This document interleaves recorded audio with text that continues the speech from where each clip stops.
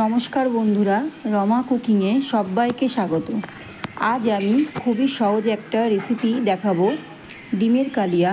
এটা রান্না করতে যেমন সহজ তেমনি সময়ও কম লাগে।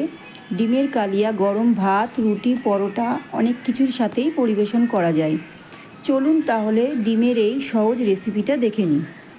গ্যাসটা অন করে কড়াই বসিয়ে দিয়েছি। কড়াইটা আমার গরম হয়ে গেছে। এবার আমি কিছুটা সর্ষের তেল দিয়ে দিচ্ছি। তেলটা আমার গরম হয়ে গেছে। এখানে 4টে ডিম আছে। ডিমটা আমি সিদ্ধ করে ছুলে নিয়েছি, নুন হলুদ মাখিয়ে রেখেছি। আর একটু করে ডিমের গায়ে ছিঁড়ে দিয়েছি এভাবে খুন্তি দিয়ে। এবার আমি ডিমগুলো ভেজে নেব। উল্টে পাল্টে ডিমগুলোকে ভালো করে ভেজে নিচ্ছি। ডিমগুলো আমার ভাজা হয়ে গেছে। এবার আমি তুলে নিচ্ছি। এই তেলে আমি দিয়ে দিচ্ছি গোটা জিরে, দিয়ে দিচ্ছি কেটে রাখা পেঁয়াজ। এখানে একটা গোটা পেঁয়াজ আছে।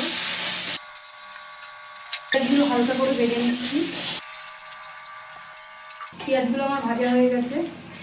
এবার দিয়ে দিচ্ছি একটা কেটে রাখা টমেটো। টমেটোটা আমি হালকা করে ভেজে নেব। টমেটোটা আমার একদম ভাজা হয়ে গেছে। এবার দিয়ে দিচ্ছি বাটা মশলা। এখানে কাঁচা পাকা লঙ্কা আছে 4টে, 4 কোয়া রসুন আর 1 ইঞ্চি মতো আদা আছে, বেটে রেখেছিলাম, সেটা দিয়ে দিচ্ছি। আর দিয়ে দিচ্ছি অল্প করে ধনে, অল্প করে জিরে, হলুদ, স্বাদ মতো নুন, অল্প একটু জল দিয়ে দেবো। দিয়ে দিচ্ছি অল্প একটু জল।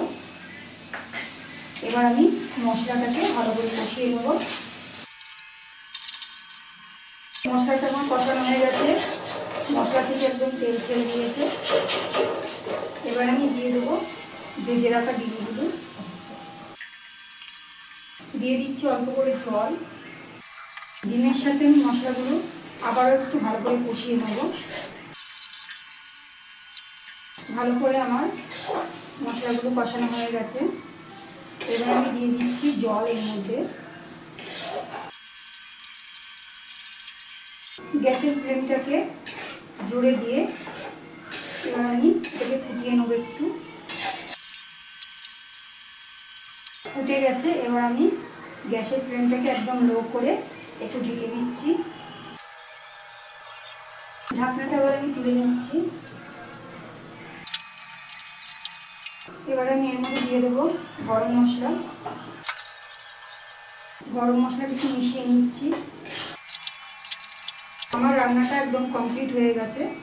এবার আমি একটা পাত্রে তুলে নেব।